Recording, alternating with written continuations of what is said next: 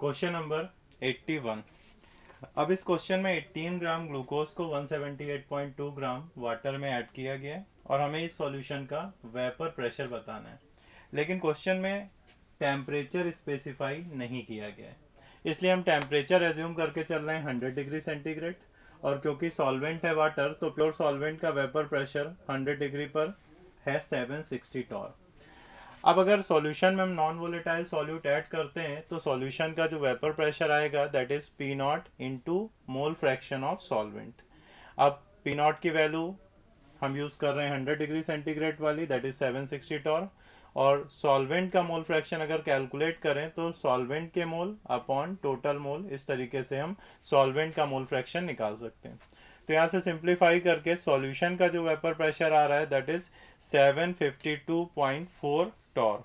इसलिए इस क्वेश्चन का आंसर होना चाहिए 4।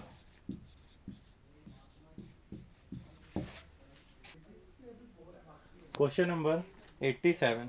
अब इस क्वेश्चन में हमें फ्रेंडलिच एड्सॉर्प्शन आइसोथर्म के लिए log x by M versus log p के बीच ग्राफ प्लॉट करना है, जिससे हमें बताना है कि इस ग्राफ में स्लोप क्या होगा और इंटरसेप्ट क्या होगा।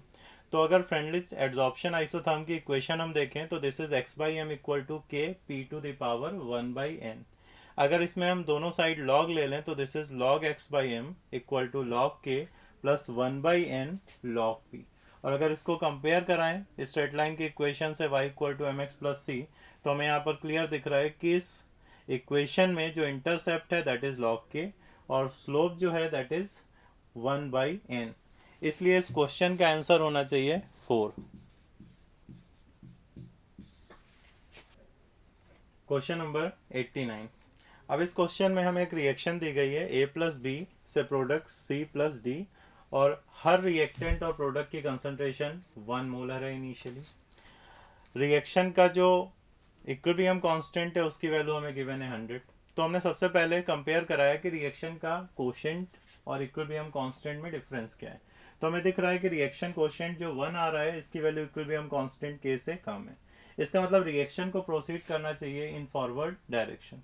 अब अगर रिएक्शन फॉरवर्ड डायरेक्शन में प्रोसीड करती है तो इनिशियली तो सबकी कंसंट्रेशन 1 मोलर थी। एट इक्विलिब्रियम अगर देखें तो रिएक्टेंट ए एक्स रिएक्ट करेगा, तो बी भी एक्स मोलर रिएक्ट करेगा और product C and D x molar बनेंगे। इक्विलिब्रियम पर अगर हम सब्स्टिट्यूट करें इसको तो हम लिख सकते हैं concentration of C into D upon concentration of A into B. तो यहाँ से हमारे पास x की वैल्यू सिंप्लीफाई करके आ रही है 9/11।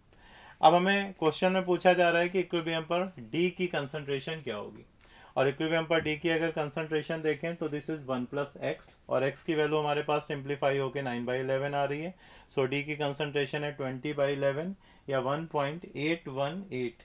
इसलिए इस क्वेश्चन का आंसर होना चाहिए 4।